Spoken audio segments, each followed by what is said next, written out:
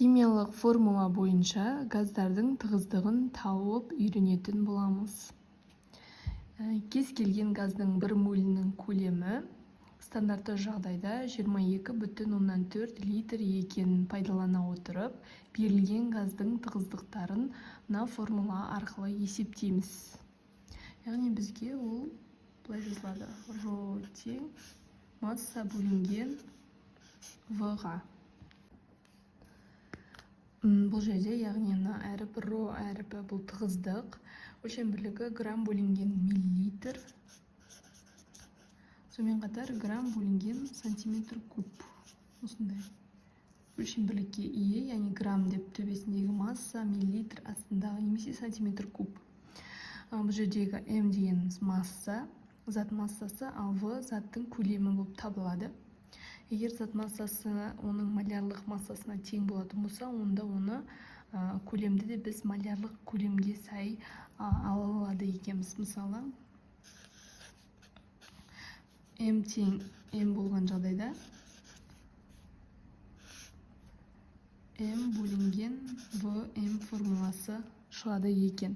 Яғни бұл жерде малярлық масса, яғни мольдік массасы М, және ВМ тұрақты шама, яғни бұл мольдік көлем болып табылады. Бұл жерде мольдік көлем, яғни ВМ-нің мәні тұрақты шама 22,4. Біз өте көптеген есептерде осы тұрақты шаманы өте жиі кездестіреміз. Ал енді есеп шығарып көретін боламыз. Бірінші бізге осы формуланы жазып алайық. Ро тең М бөлінген ВМ. Яғни мольдік массасы оның заттың массасына тең болған жағдайда мольдік масса бөлінген мольдік көлем формуласын алады екенбіз. Осы формула бойынша есептеу жүргіземіз.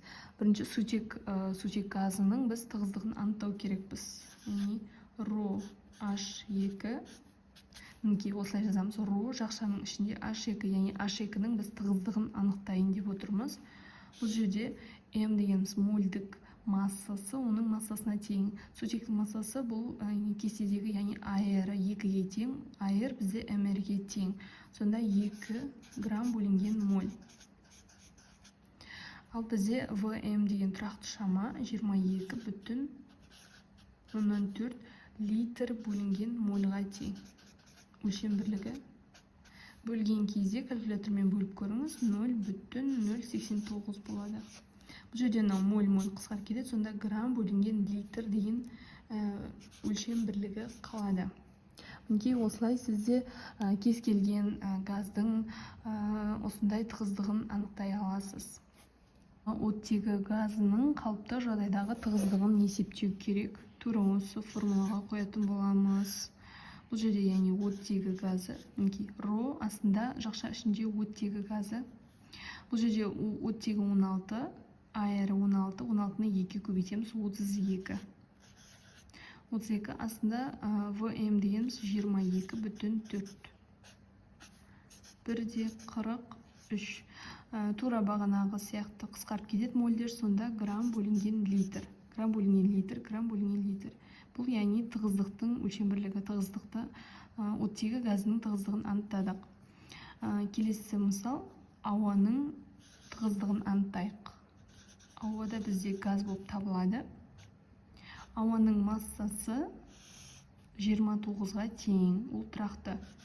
29 деп аламыз. Ауаның массасын грамм бөлінген моль бөлеміз 22,4-ге.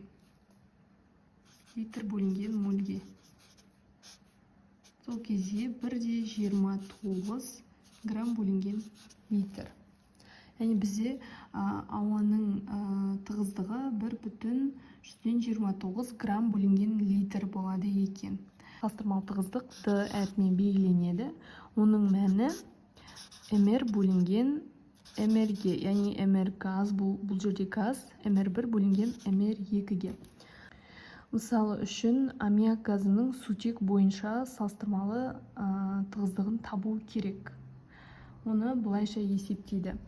Бірінші Д деп жазамыз, және мына жерге H2, жақша ішіне NH3 деп жазамыз. Яғни бізде аммиак газының сутек бойынша тығыздығын анықтау керек. Яғни бұл жерде газ 1 дегеніміз бізде NH3. NH3-тің мәні 17-ге тең. Оны бөлеміз мынау H2-ның мр'ына, яғни 2-ге тең. 17-ні 2-ге бөлгенде 8,5. Салыстырмалы тығыздығы 8,5-ге тең екен. Одан кейін аммиак газының ауа бойынша салыстырмалы тығыздығын анықтау керек. Тура осы сияқты ауа бойынша болғандықтан D-дан кейін мына жерге ауа деп жазамыз, және